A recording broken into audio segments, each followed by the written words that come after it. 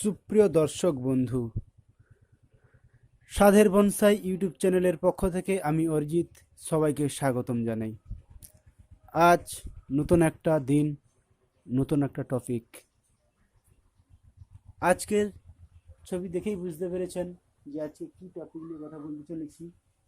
এটা হলো একটা নিম গাছ। এই গাছটা আমি গোড়া থেকে কেটে এনেছিলাম, পুরো মূল তোলা যায়নি, কাটার পরে রুটিং দিয়ে বসেছিলাম। দেখুন গ্রো হয়ে আজকে কত বড় গাছে পরিণত হয়ে গেছে। সত্যি একটা সুন্দর দেখতে বনসাই হয়ে গেছে। এটাকে আমি আজকে প্রুনিং করব এবং একটা রিপোর্টিং করব। এই ডালগুলো আমি রাখবো না, এটাকে রিমুভ করে দেবো এখান থেকে।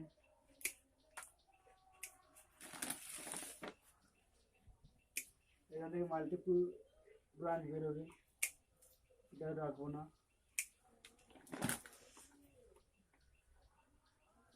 এটাকে এখান থেকে ছেড়ে দেবো। প্রুনিং বেশি নেই, কিন্তু যেটা ভাইটাল কাজ সেটা হলো রিপোর্টিং করা।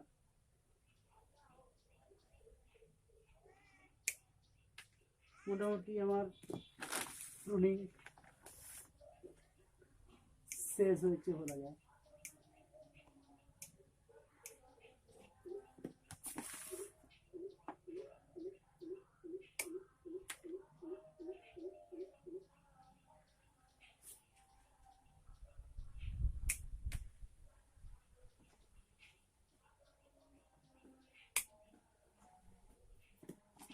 দেখতে পাচ্ছেন প্রুনিং এর পর মোটামুটি গাছটা এই আকৃতি নিয়েছে।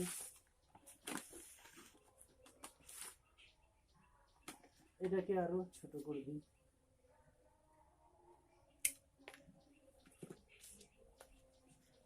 এটা রাখবো না, রিমুভ করে দিতে হবে।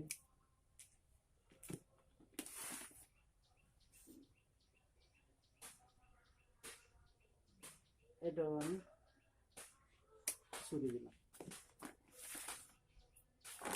মোটামুটি প্রুনিংটা এরকম হয়েছে। এরপরে যেটা করব সেটা হলো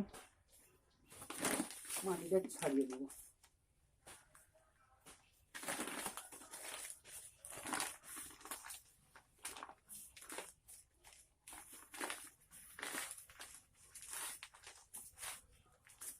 তো এই গাছটা গত বর্ষায়, এ বর্ষায় নয়, এর আগের বছরের বর্ষার আগে টাইমে একে বসিয়েছিলাম। কিছুদিন গ্রো করার পরে এটাকে আমি মাটি লাগিয়ে দিয়েছিলাম, একটা নেটে করে বেঁধে মাটি লাগিয়ে রেখেছিলাম যাতে এ খুব তাড়াতাড়ি গ্রো করে। কিন্তু প্রচুর পরিমাণ জলের কারণে গাছটা পচে যাচ্ছিল, শুকিয়েও যাচ্ছিল। সেই সময় আমি ভেবেছি, এর আশা ছেড়ে দিয়েছিলাম যে বোধহয় হবে না, এবং আমি মাটি থেকে তুলে সেটাকে আমি পটে বসিয়ে দিয়েছিলাম।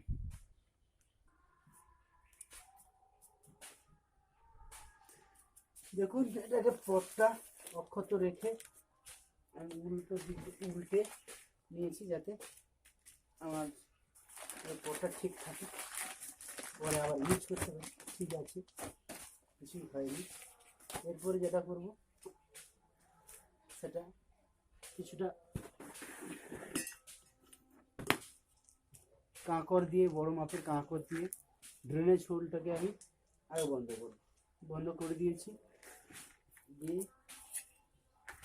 আরও কিছু ড্রেনেজ হোল যাতে ভালো থাকে, ক্লিয়ার থাকে, তার জন্য বড় বড় এরকম এই সাইজের কাঁকড় দিয়ে নিচটাকে রেখে দিলাম।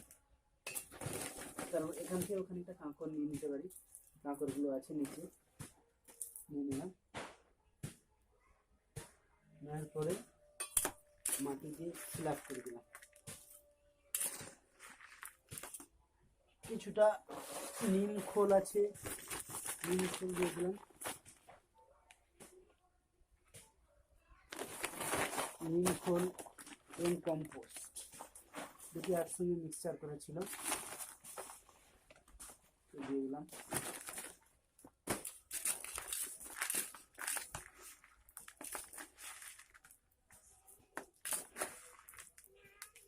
মাটি ফিলিংটা মোটামুটি করে দিয়েছি, আর বেশি দেবো না। এরপর যেটা করার, এখান থেকে মাটি ছাড়াতে হবে।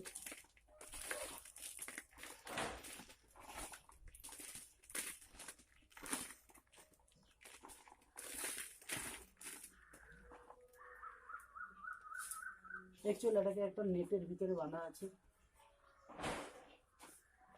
নেট সহ এটাকে বসে দিয়েছিলাম, কিন্তু এখন নেটটাকে আমি রিমুভ করে দেব।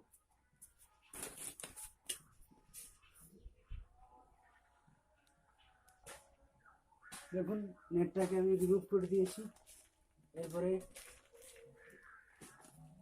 আস্তে করে কিছুটা মাটি থাকা অবস্থায় এটাকে তুলতে হবে। বুঝতে পারছেন, নেটের ভিতর দিয়ে একটা রুট চলে গেছে, এগুলো আগে কাটতে হবে, নাহলে হবে না।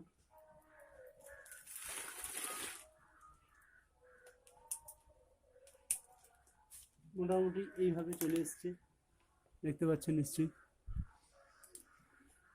তো আমি রুটকে বেশি কাটছাট করব না। নিম গাছ এমনিতে বেশি রুট কাটলে সমস্যা হবে।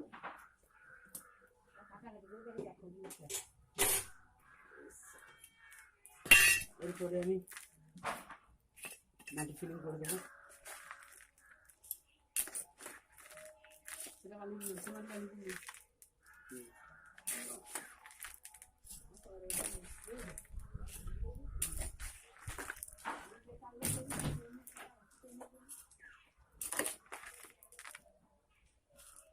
মোটামুটি মাটি ফিলিং করা হয়ে গেছে। দিয়ে এরকম একটা শক্ত কাঠি নিয়ে, এটা আমি এক্ষুনি বসে বসে তৈরি করলাম বাঁশের, আপনারা পারবেন।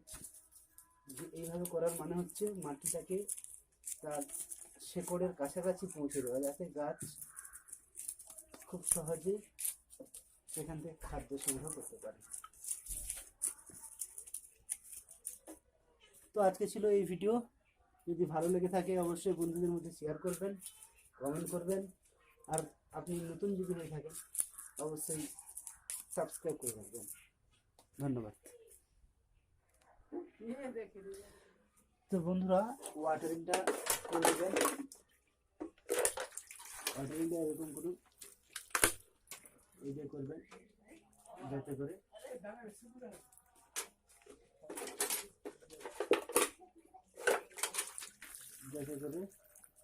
ভালোভাবে ওয়াটারিং হয়। হঠাৎ করে ঢেলে দেবেন না, মাটিটা নরম আছে। থ্যাংক ইউ ভিডিওটি শেষ পর্যন্ত দেখার জন্য। ধন্যবাদ।